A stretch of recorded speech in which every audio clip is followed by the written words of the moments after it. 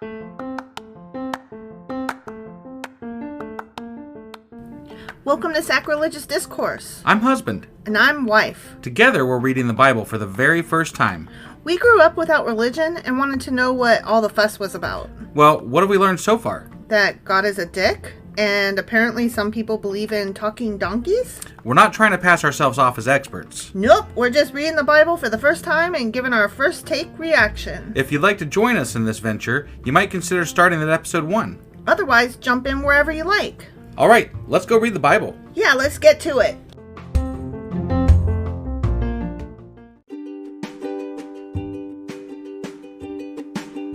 Hey wife, did you know that Anchor is sponsoring our show? Really? Don't we use Anchor to distribute our podcast on Spotify and Apple Podcasts? Yeah, and we are on just about every other platform available as well, thanks to them. Why do we use Anchor as our podcasting service? Well, they make editing and distributing our show a breeze.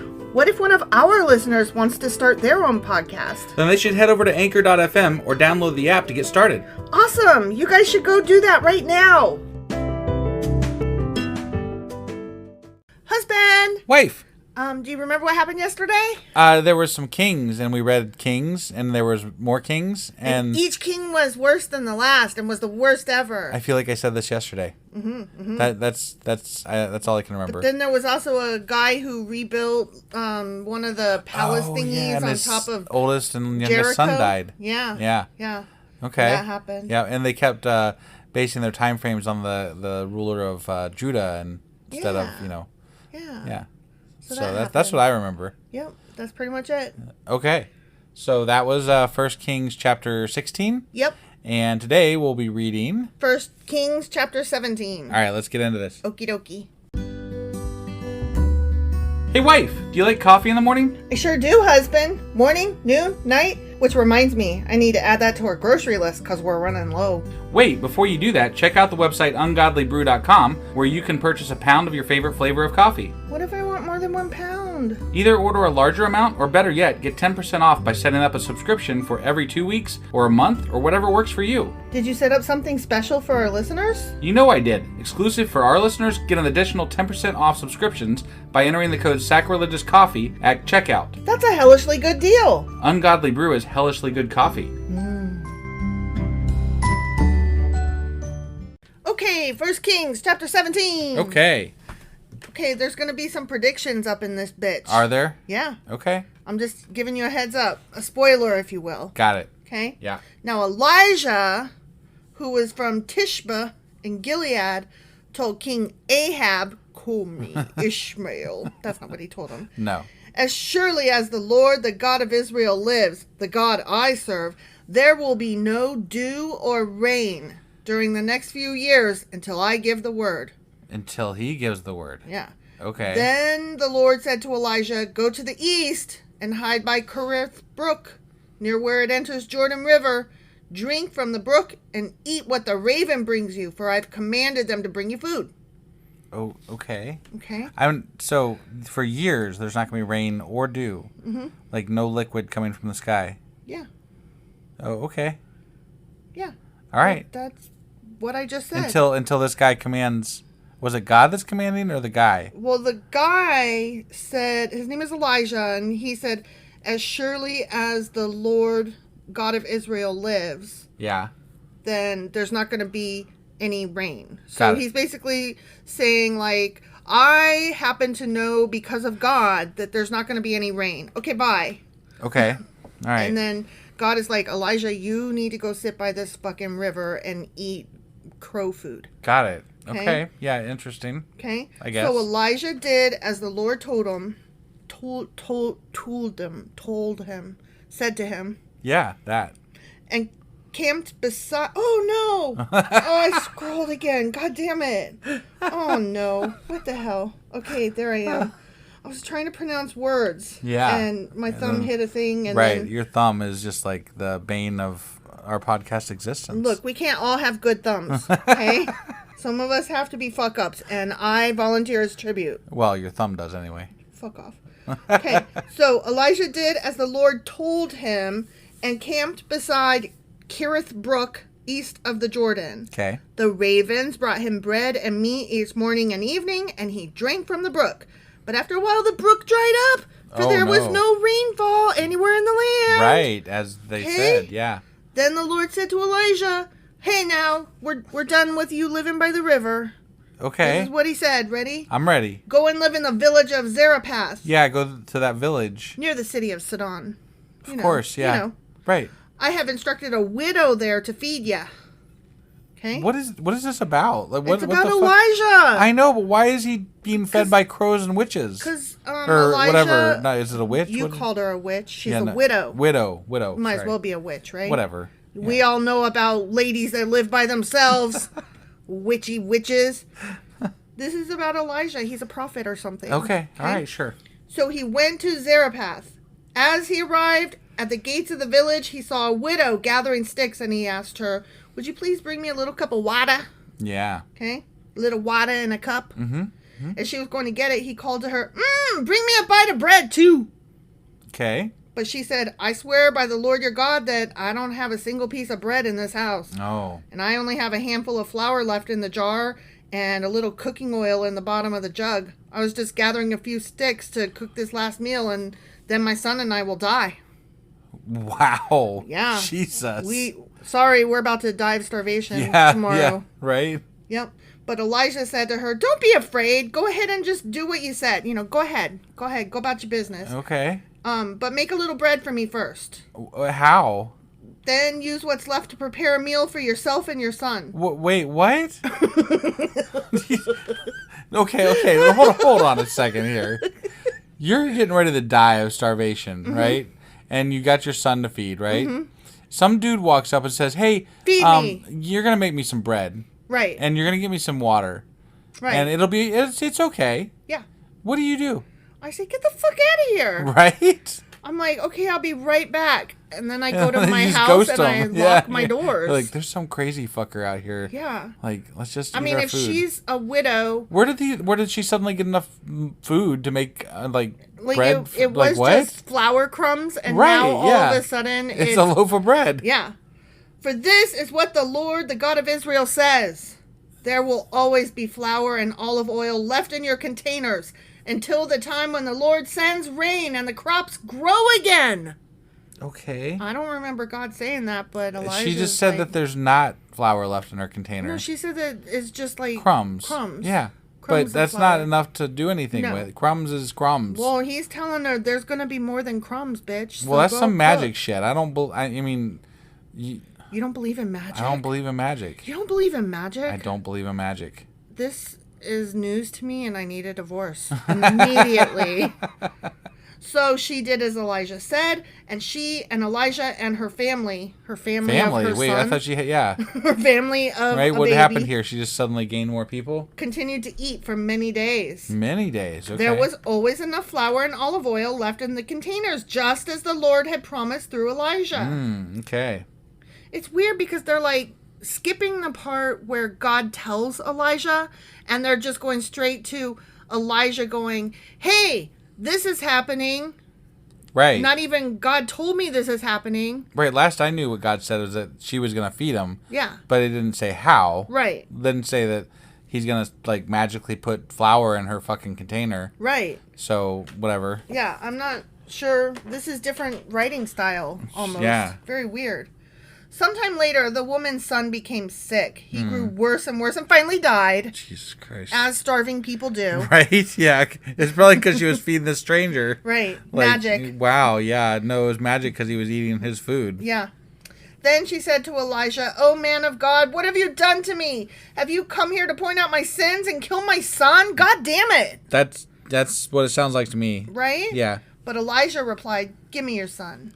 What? Oh, dang. What is going on here? What is happening? Give me your dead son. Give me your dead kid. Okay. Is this guy about to raise the motherfucking dead? Oh, my God. Get out of here. And he took the child's body from her arms, carried him up the stairs to the room where he was staying, and laid the body on his bed. Then Elijah cried out to the Lord, "O Lord my God, why have you brought tragedy to this widow who has opened her home to me, causing her son to die?" Yeah, dickhead. And he stretched himself out over the child 3 times. Three times. 3 times. Stretched himself. Okay. Yeah. Okay. Fucked a corpse? What? That's just gross. That wasn't going to go there, but, you know. Stop it. I just... So he did that, whatever he did. Whatever he did. Whatever he did. I'm not here to tell you what happened. Right. And cried out to the Lord, "Oh, Lord my God, please let this child's life return to him." The Lord heard Elijah's prayer, and the life of the child returned, and he revived. Get the fuck out of here. Are you serious? Are you even kidding me right now? Why did God... Okay. Why did he die in the first fucking place? Why did God let him die in the first place? Right? He got sick and died? If he's not supposed to be dead, why... And what? Who's this fucking miracle for? The two people that are there eating the fucking bread? Right? Like, I don't understand. And what did he die of? Did he die of starvation? Or did he die of sickness? It said he got sick and died. Right, but why did he get sick? Did he get sick because he was starving? Or did he get sick because he was sick? He probably got sick because the only thing he ever had to eat was bread. Right. And not even a lot of it because there's a stranger here eating it all. Yeah, right? That's kind of what I was thinking. Mm-hmm. He need to get some protein up in that diet. There's some fruit, something, pomegranates, you know? Pomegranates. Right. Pomegranates. Like, what happened to this bountiful land that they live in? I don't know. It's not very... Well, it's dried up right now. Right. So nothing's growing if it's all dried up. True.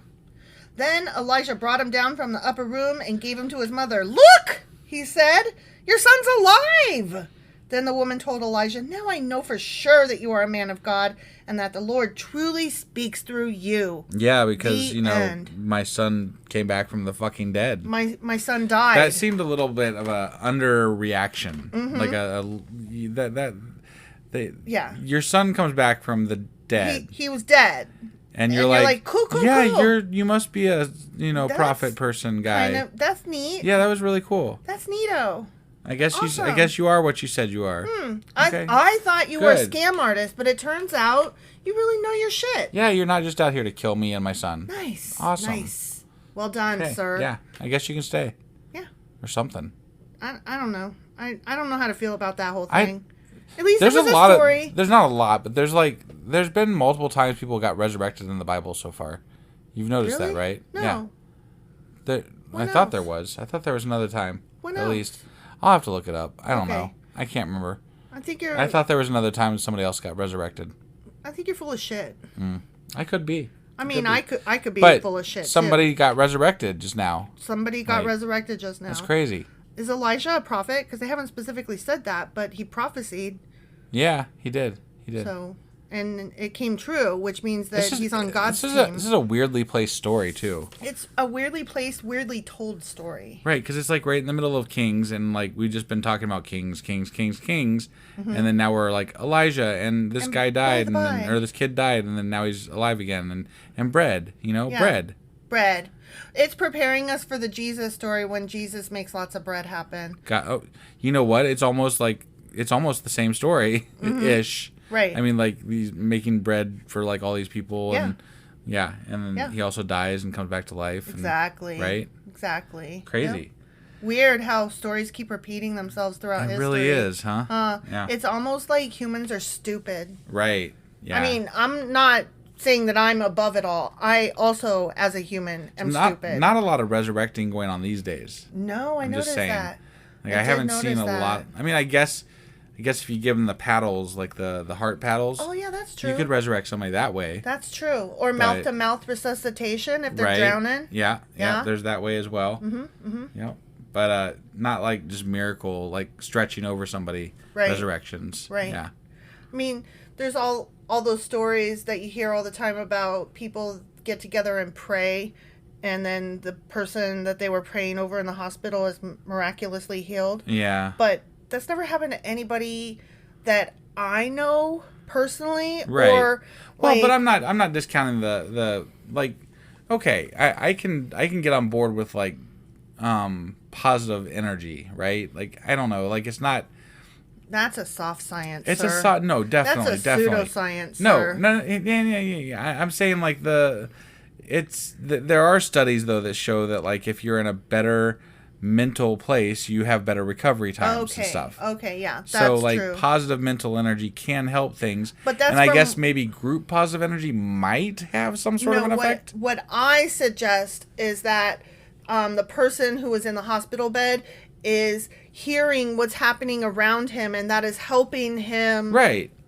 What he's hearing is going into his subconscious, and so yes, his subconscious is in a better mental state. Right. So right. he is able to self-heal better. Sure. Faster. Yeah. More easily. Whatever. Yeah. Sure. That makes perfect sense. But also a lot of really good people in great mental places die. And cancer kicks Definitely. their asses. And that's... Definitely. So what you gonna do? Because there's not a God. It's just, It's all willy-nilly. at some level, it's all science. It's just a matter of we don't understand it all. Sometimes the science works better than others. Right. And sometimes when you pour vinegar and baking soda into your toilet, you get a volcano, and it's awesome. Yeah. All right. Well, that was 1 Kings chapter 17. It sure as fuck was. And tomorrow we will be reading 1 Kings chapter 18. We'll see you guys then. Sure as fuck will.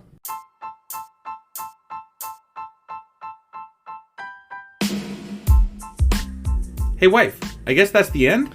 But husband, that's just sad. It doesn't have to be. We are on lots of social media platforms like Twitter.